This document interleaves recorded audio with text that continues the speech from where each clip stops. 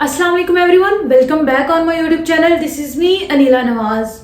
तो पिछली वीडियो के अंदर हमने स्टार्ट किया था कॉस्ट के चैप्टर को, जिसके अंदर हमने कॉस्ट के कॉन्सेप्ट को डिटेल में पढ़ा था।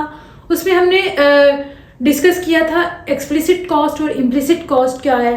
तो हमें हमारे जो कोई भी बिजनेस ऑनर है उसको कोई भी गुड प्रोड्यूस करने के लिए डिफरेंट टाइप की कॉस्ट को बेयर करना पड़ता है। तो आज की वीडियो के अंदर हम जो डिफरेंट टाइप्स हैं कॉस्ट की, उनको वन बाय वन डिस्कस करेंगे। तो सबसे पहले अगर हम बात करें कॉस्ट की, जो डिफरेंट इसकी टाइप्स हैं, तो सबसे पहले हम फिक्स्ड कॉस्ट और वेरिएबल कॉस्ट को देख लेते हैं।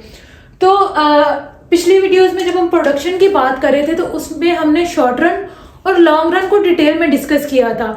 तो शॉर्ट रन के अंदर हमें जो है ना वो दो तरह की कॉस्ट को बेयर करना पड़ता है, फिक्स्ड कॉस्ट और वेरिएबल कॉस्ट। तो यहाँ पे हम पहले जो है ना वो शॉर्ट रन को डील करेंगे। तो शॉर्ट रन बेसिकली क्या है, जब हम प्रोडक्शन को पढ़े थे तो हमने डिटेल में देखा था कि शॉर्ट रन एक ऐसा प्रोसेस होता है जिसमें हम क्या करना पड़ता है कि कुछ जो हमारे पास इनपुट्स होती हैं वो फिक्स्ड होती हैं और कुछ वेरिएबल होती हैं, और लॉन्ग रन के अंदर जितनी भी हमारी इनपुट्स हैं वो क्या होती हैं, वेरिएबल होती हैं। तो इसलिए अगर हम पहले शॉर्ट रन को अगर सिंपल वर्ड्स में देखें तो क्या होता है, एक शॉर्ट टाइम पीरियड जिनमें हम क्या करें, अपनी जो इनपुट्स हैं उनको क्विकली चेंज नहीं कर सकते, और जो हमारे पास लॉन्ग रन एक लॉन्गर टाइम पीरियड होता है। तो अब हम शॉर्ट रन की बात करें अगर, तो हमारे पास दो तरह की कॉस्ट आ जाती है, फिक्स्ड कॉस्ट और वेरिएबल कॉस्ट। तो सबसे पहले अगर हम फिक्स्ड कॉस्ट की बात करें तो इसको हम किस तरह डिफाइन करेंगे, it is a cost that remains the same and fixed irrespective of the production of goods.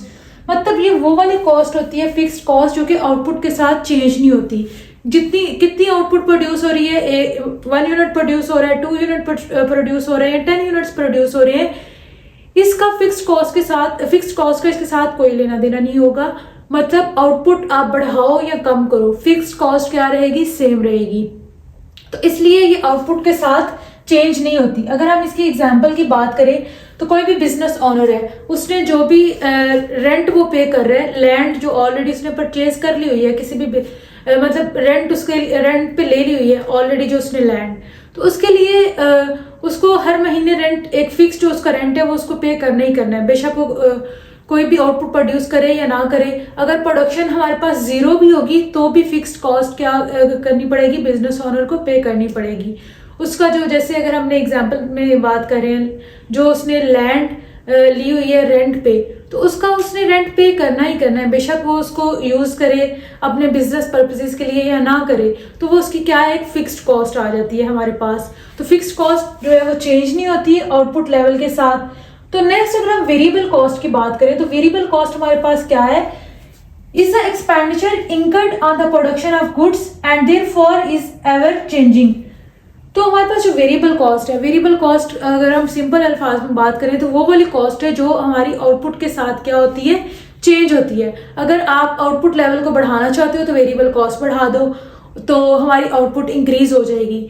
तो जो हम अगर इसकी एग्जांपल की बात करें तो एग्जांपल में हम सिंपल एग्जांपल ले लेते हैं कि अगर कोई भी बिजनेस ऑनर है, उसने एक फैक्ट्री है उसकी, रोज उसमें शर्ट्स प्रोड्यूस करता है, तो शर्ट्स अगर वो अपनी आउटपुट को बढ़ाना चाहता है, पहले अगर वो 10 शर्ट्स प्रोड्यूस करे तो अब वो 20 शर्ट्स प्रोड्यूस करना चाह रहा है, तो उसके लिए उसको क्या करना पड़ेगा, रॉ मटेरियल ज्यादा परचेज करना पड़ेगा, कपड़ा वो ज्यादा खरीदना पड़ेगा, तो उसकी वेरिएबल कॉस्ट क्या हो जाएगी, इंक्रीज हो जाएगी। इसी तरह अगर वो आउटपुट को बढ़ाना चाहता है तो इलेक्ट्रिसिटी बिल्स जो हैं उसके वो भी इंक्रीज हो जाएंगे। जैसे अब जो कपड़े हैं या शर्ट्स हैं स्टिच करने के लिए उसको इस्त्री का इस्तेमाल भी करना होगा। तो इस तरह की जो कॉस्ट है वो डिपेंड करेंगी हमारी जो वेरिएबल कॉस्ट है उसके अंदर आएंगी। कि अगर कोई भी इंडिविजुअल या कोई बिजनेस ऑनर अपनी आउटपुट को बढ़ाना चाहता है तो उसके लिए उसको अपनी वेरिएबल इनपुट्स को बढ़ाना पड़ेगा, और उसकी वजह से उनकी क्या करेगी, कॉस्ट उनकी इंक्रीज हो जाएगी। तो ये हमारे पास क्या है, वेरिएबल कॉस्ट। तो फिक्स्ड कॉस्ट और वेरिएबल कॉस्ट को हमने डिस्कस कर लिया। नेक्स्ट हम टोटल कॉस्ट की बात कर लेते हैं। तो जो टोटल कॉस्ट हमारी होगी उसको हम किस तरह डिफाइन करेंगे, it is a total expenditure incurred by the producer. मतलब जितना भी उसका टोटल एक्सपेंडिचर होगा, फिक्स कॉस्ट और वेरिएबल कॉस्ट को मिला के, सारी कॉस्ट को मिला के जितना भी उसका टोटल एक्सपेंडिचर होगा किसी भी गुड को प्रोड्यूस करने के लिए, उसे हम क्या कहते हैं, टोटल कॉस्ट। तो टोटल कॉस्ट को हम जो है वो इसे समीशन भी बोल सकते हैं, टोटल फिक्स्ड कॉस्ट और टोटल वेरिएबल कॉस्ट का। टोटल कॉस्ट को फाइंड करने के लिए हम अगर टोटल कॉस्ट और टोटल फिक्स्ड कॉस्ट और टोटल वेरिएबल कॉस्ट को सम कर लेंगे तो हमारे पास क्या आ जाएगी, टोटल कॉस्ट। यहाँ पे जो हमारे पास फिक्स्ड कॉस्ट है, जितनी भी तरह की हमारे पास फिक्स्ड कॉस्ट होगी किसी भी बिजनेस ऑनर की, उनका सम निकाल लेंगे तो हमारे पास टोटल फिक्स्ड कॉस्ट आ जाएगी। इसी तरह हमारे पास टोटल वेरिएबल कॉस्ट आ जाएगी, और टोटल फिक्स्ड और टोटल वेरिएबल कॉस्ट को जब हम सम कर लेंगे तो हमारे पास टोटल कॉस्ट आ जाएगी। तो ये हमारे पास जो है ये हमने देख ली, टोटल कॉस्ट, फिक्स्ड कॉस्ट क्या होती है, वेरिएबल कॉस्ट क्या होती है, और टोटल कॉस्ट क्या होती है। तो इनका जो हमारे पास ग्राफ्स है और कर्व किस तरह बनेंगे, जब हम आगे मजीद डिस्कस करेंगे इनके रिलेशनशिप्स को, तो तब हम उनके ग्राफ्स भी साथ बनाएंगे ताकि इनसे रिलेटेड जो कॉन्सेप्ट्स हैं मजीद क्लियर हो जाएं। तो नेक्स्ट हम उसकी जो रिमेनिंग टाइप्स हैं कॉस्ट की, उनको डिस्कस कर लेते हैं। तो नेक्स्ट हमारे पास रिमेनिंग टाइप्स हैं कॉस्ट की, अब हम उनको देख लेते हैं। तो हमारे पास जो सबसे पहले हम बात करें एवरेज कॉस्ट की, तो एवरेज कॉस्ट क्या होती है। जब हम बात करें तो प्रोडक्शन के अंदर तो हमने बात की थी कि एवरेज प्रोडक्ट क्या होती है, मार्जिनल प्रोडक्ट क्या होती है। सेम इसी तरह हम देख लेते हैं कि एवरेज कॉस्ट और मार्जिनल कॉस्ट क्या होती है।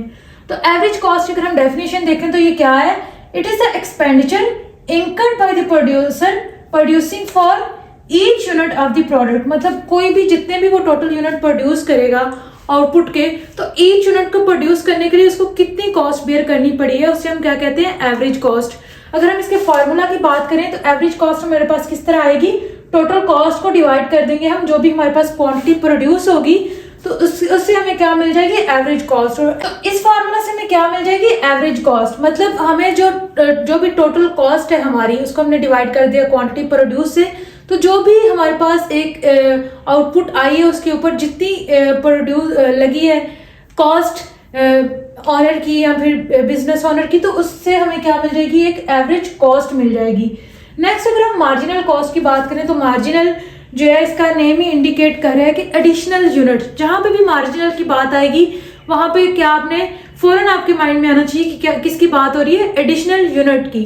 तो यहाँ पे अगर हम मार्जिनल कॉस्ट की बात करें तो जो भी मतलब एडिशनल यूनिट बनाने के लिए कॉस्ट इंकर करनी पड़ेगी प्रोड्यूसर को, उससे हम क्या कहते हैं, मार्जिनल कॉस्ट।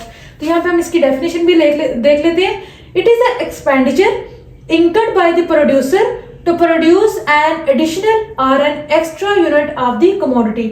मतलब किसी भी कमोडिटी का जो उसको एक्स्ट्रा यूनिट बनाने के लिए, एक एडिशनल यूनिट बनाने के लिए, जितने ऑलरेडी उसने आउटपुट प्रोड्यूस कर ली है, उसके अलावा अगर वो एक और मजीद यूनिट बनाना चाह रहा है उसी कमोडिटी का, तो उसके लिए उसको क्या करना पड़ेगी, जितनी कॉस्ट एडिशनल उस यूनिट को बनाने के लिए आएगी उसे हम क्या कहते हैं, मार्जिनल कॉस्ट। तो मार्जिनल कॉस्ट हम किस तरह निकाल लेते हैं, यहाँ पे हमारे पास जो टोटल कॉस्ट होगी जो उसने ऑलरेडी आउटपुट प्रोड्यूस कर ली होगी, उसके अंदर से हम वो वाली कॉस्ट माइनस कर देंगे जो एडिशनल यूनिट एक और यूनिट बनाने के लिए उसके ऊपर लगेगी, तो उससे हमारे पास क्या आ जाएगी, मार्जिनल कॉस्ट। मार्जिनल कॉस्ट का क्या मतलब है, एडिशनल।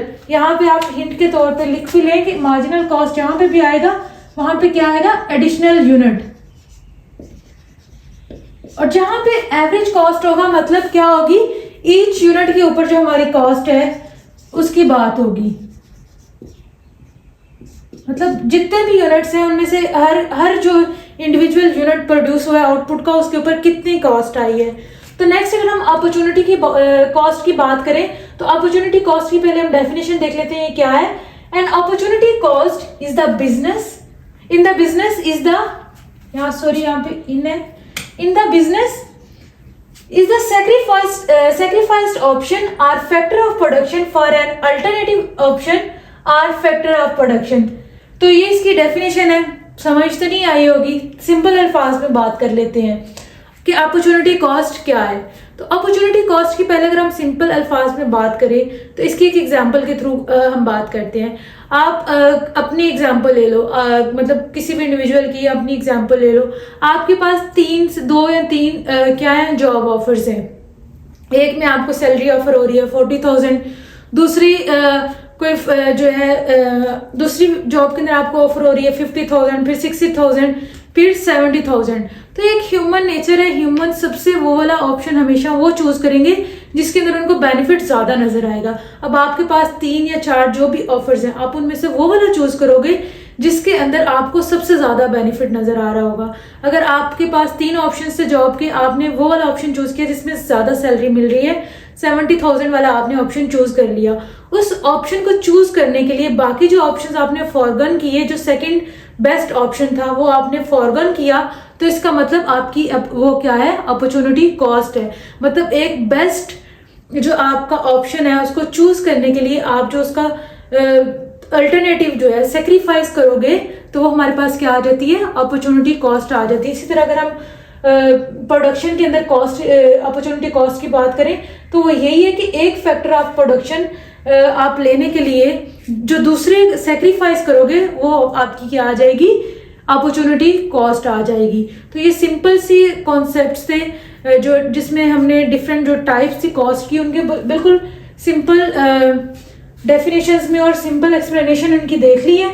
इनके टेबल कर्व्स वगैरह भी हमने कुछ भी ड्रॉ नहीं किए। जब आगे हम इनको डिटेल में करेंगे तो इनके साथ हम इनके टेबल्स भी बना के और कर्व्स की शेप किस तरह की आएंगी वो सारी हम डिटेल में देख लेंगे। तो आज की वीडियो के अंदर हमने जो इसकी बेसिक्स डिफरेंट टाइप्स है कॉस्ट की उनको डिस्कस कर ली है। तो इंशाल्लाह नेक्स्ट वीडियो के अंदर हम जो रिलेशनशिप है इनको डिफरेंट टाइप्स का आपस में उनको देख लेंगे। तो अगर वीडियो अच्छी लगी है तो इसको लाइक कर दें, चैनल को सब्सक्राइब करना मत भूलिएगा। मिलते हैं इंशाल्लाह नेक्स्ट वीडियो में। अपना बहुत सारा ख्याल रखिएगा। अल्लाह हाफिज।